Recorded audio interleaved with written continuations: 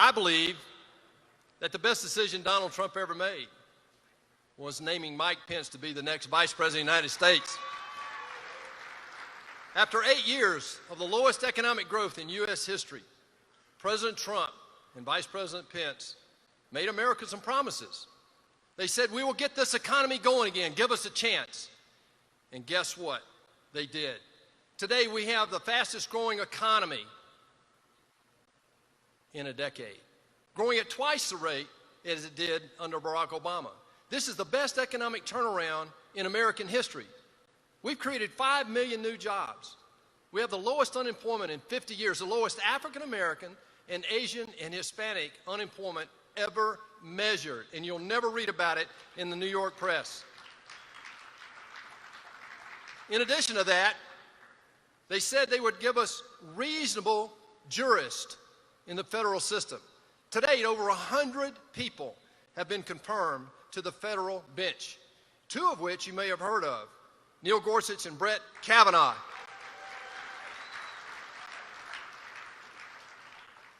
Ladies and gentlemen, this is the best economic turnaround in U.S. history.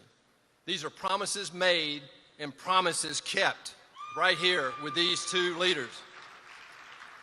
Not only are they growing our economy, they've re-engaged with the rest of the world after a decade of disengagement and disinvestment in our own military. They've made it clear to the rest of the world that it's America first now, but that doesn't mean America alone. They are rebuilding our military after a decade of disinvesting and reducing expenditures in our military by 25%. They're working to create a level playing field with our trading partners around the world. And yes, President Trump and Vice President Pence have recommitted to our commitment to the State of Israel. Under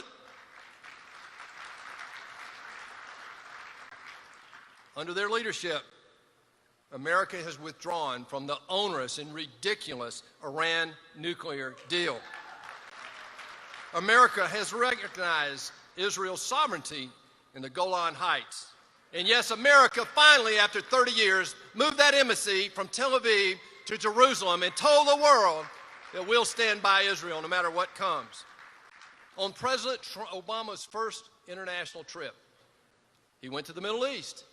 He visited 7 countries. He apologized for America 7 different times. He did not visit our friends in Israel. Contrast that to President Trump. His first international trip was to guess where? Israel.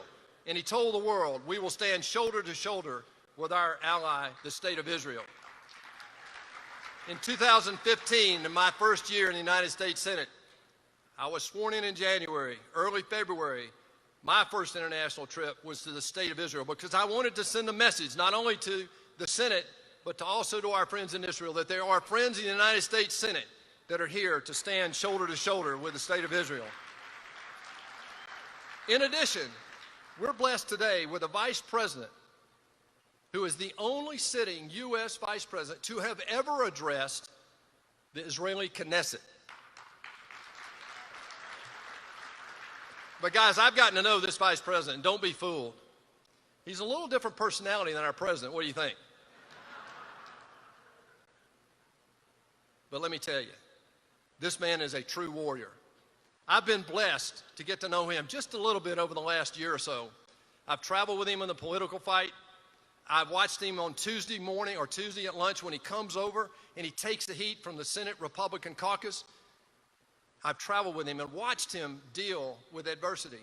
He made over 165 stops in the political fight last year that kept the majority to the Republican Party in the United States Senate. And we owe Mike Pence for that. You know, Scripture tells us that God calls people according to His time and His purpose. I personally believe President Trump and Vice President Pence are 2 such men of destiny. And we are blessed to have them at our helm right now as our country turns away from socialism. History will show, as a matter of fact, that they were at the helm when America made that decision. That's why, guys, the next 2 years are so critical. Who would have ever believed in 2019 that we would be sitting here actually entering into an active debate between capitalism and democracy and freedom and socialism? Who would have believed that? Make no mistake. That's not going to happen. I believe that with these two leaders, President Trump and Vice President Pence, we have already started the turn back to what made America great in the first place. Economic opportunity for everybody, fiscal responsibility, limited government, and individual liberty.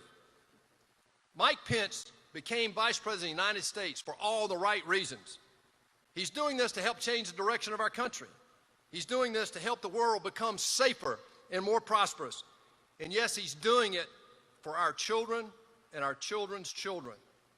As a matter of fact, Vice President Pence is here today because he knows that the stability of the Middle East and therefore the peace of the world depends on the long-term survival of the State of Israel. I'm proud to call this man our Vice President. I'm proud to call this man my friend. Ladies and gentlemen, it's my high honor today to introduce to you the Vice President of the United States, Mike Pence.